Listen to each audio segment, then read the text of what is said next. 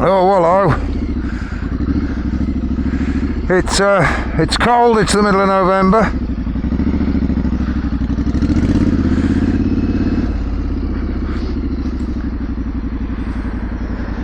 And it's a little bit shitty on the roads, but the bike's already dirty, so why not, eh? And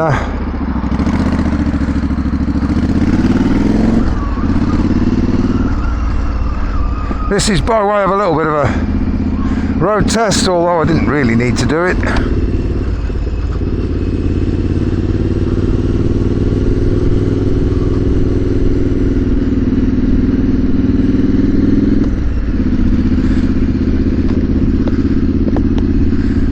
Yeah, I didn't know whether you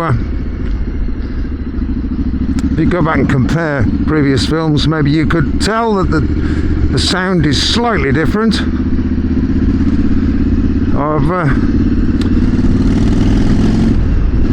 I've just fitted my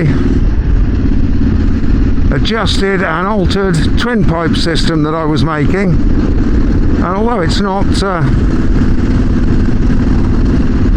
sort of fully and finally buffed up and dressed up and finished, I might actually not even bother, because it kind of gives it the feel of a cobbled together 1960s Triumph that's been adjusted to work off-road. So I might leave it like it is. I made a temporary heat shield which is very small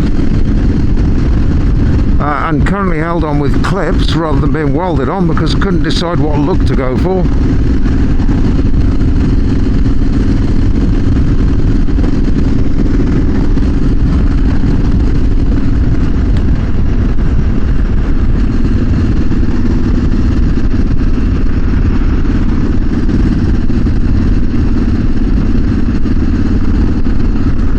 It's nicely tucked in now, and although I'm wearing leathers and motocross boots today, if I was wearing something a bit lighter, I wouldn't be getting a burnt leg.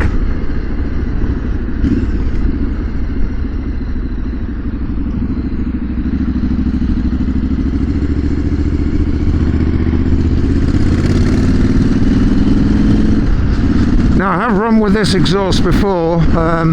Initially it was just two dead straight pieces of pipe, and given that I don't have pipe bending facilities, I've actually welded some angled sections in just to avoid my my right leg.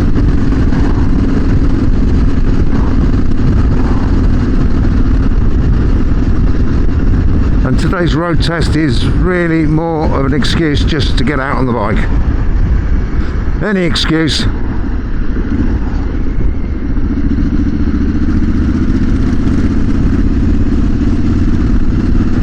And I will get out on the bike.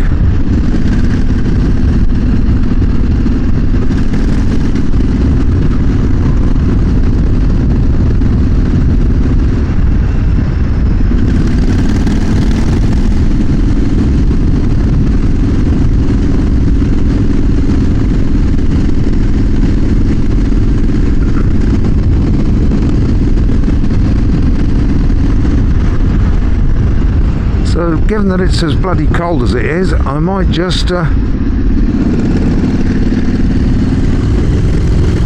myself a coffee or a tea, a hot drink of some sort, just to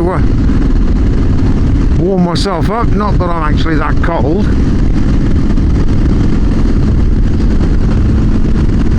Now, you see, it's cold, so I'm wrapped up. That just looks stupid. A convertible with the roof down, and it's we're talking single digits temperature wise. Middle-aged bloke, I bet it is. Yeah, it is.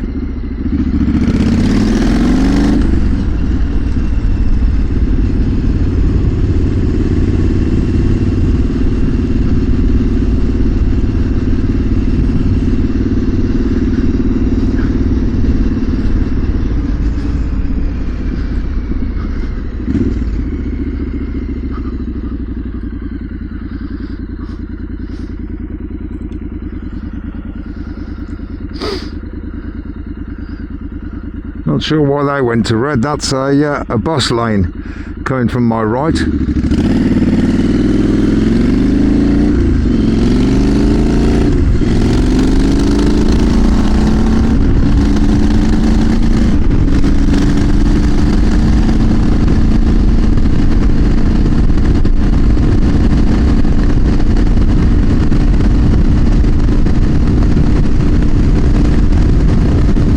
So yeah, it's no sound-wise, it's no different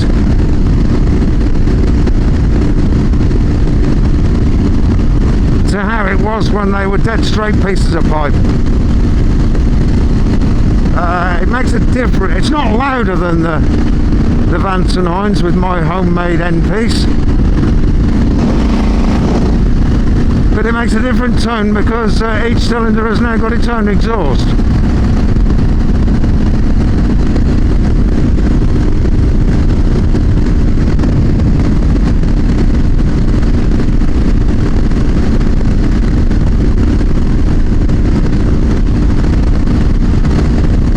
It looks a lot more retro,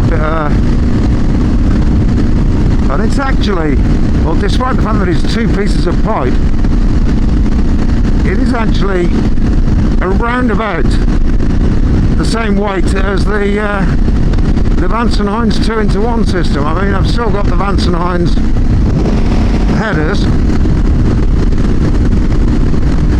so it's Vance and Hines headers into a homemade twin exhaust.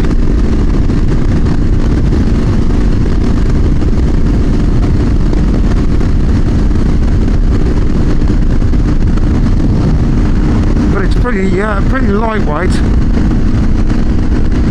and let's face it, pretty much anything is going to be lighter than the original Triumph exhaust system, Triumph Scrambler exhaust system, which is a couple of pieces of very heavy lumps of old metal, aren't they? Anyway, I'm going to pull off in a moment and partake in a hot beverage. Not that I'm cold, but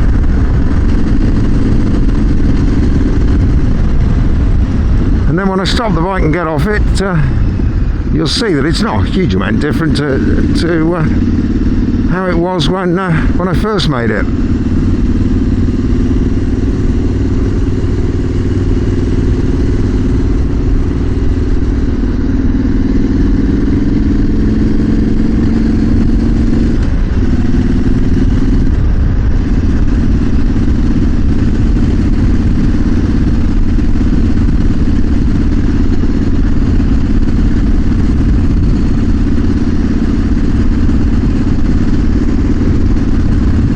Exhausts I've had fitted on this bike, which is kind of I suppose there's 4 different styles. There's the original, the factory exhaust, the Vance and Hines with the original end can on it, the Vance and Hines with my straight end can on it, and this one.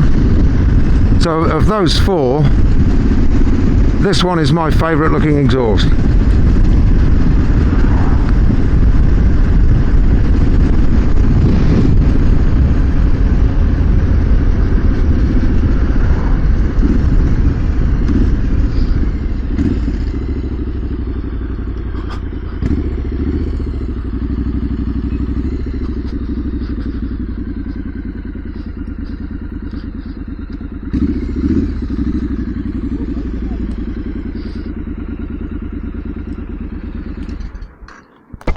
Right,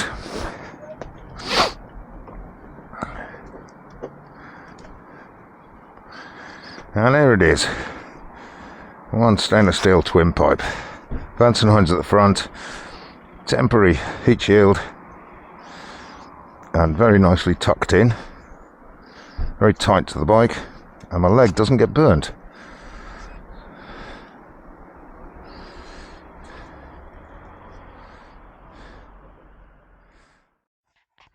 Okay, let's give you a quick static view of the exhaust.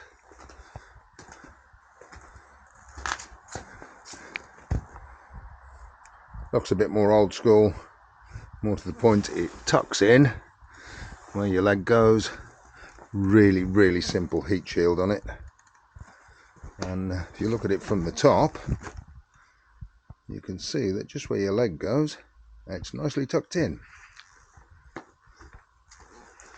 So although it's not sort of dressed up and finished off too nicely, because I don't believe in polishing exhausts all the time, I like them to get discoloured and look like I've used the bike. I think I might leave it where it is now and just let it get a bit more golden in colour. We'll see. I'm certainly going to leave it for the time being anyway.